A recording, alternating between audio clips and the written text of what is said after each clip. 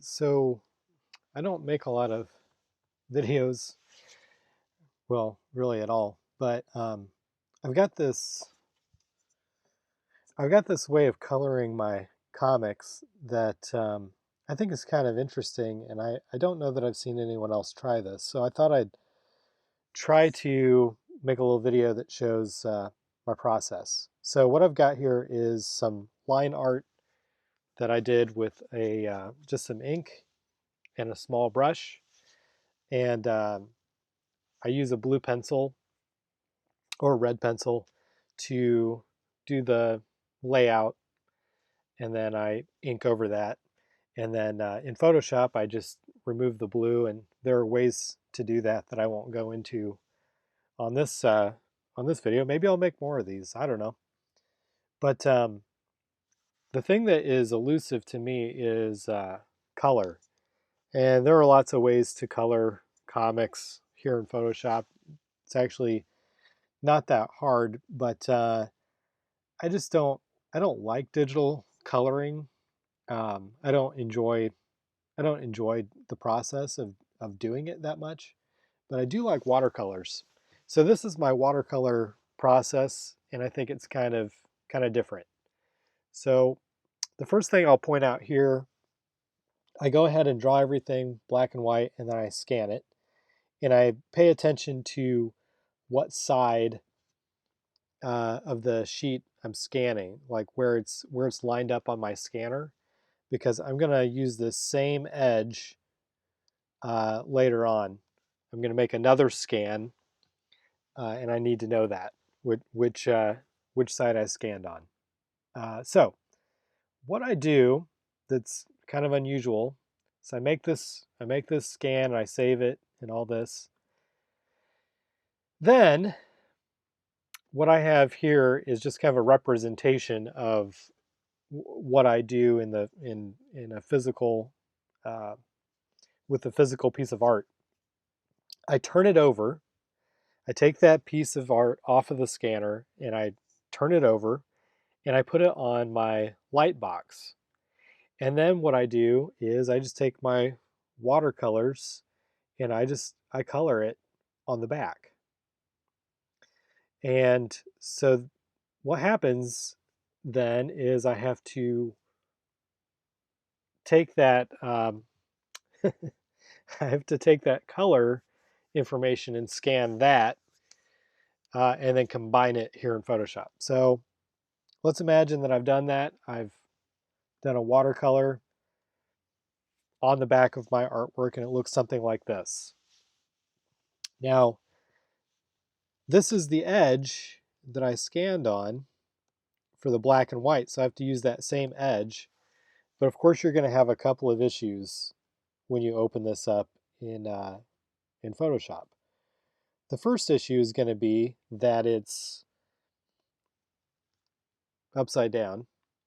So I'm going to flip that around. Now, what's the next issue? The next issue is that it's backwards. So I'm going to flip horizontal. Okay, so now I end up with a color layer that should line up with my comic pretty well. And because I scanned on the same edge, that is going to ensure that it lines up perfectly. So let's try it. Here's my line art.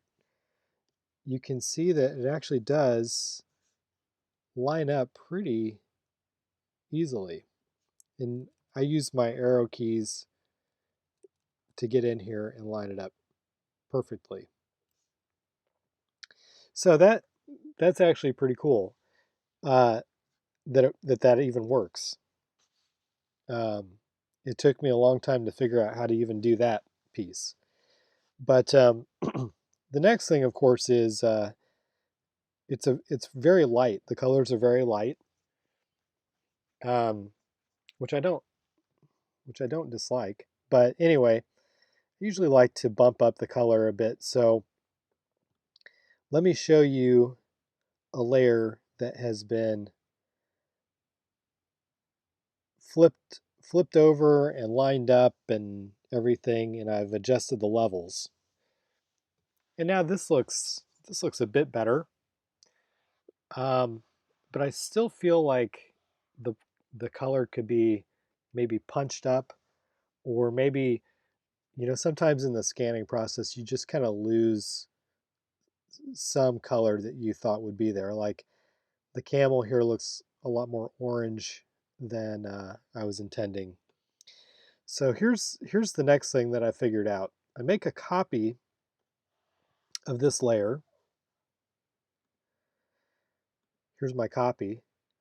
But you can see that I have actually adjusted the, let me show you.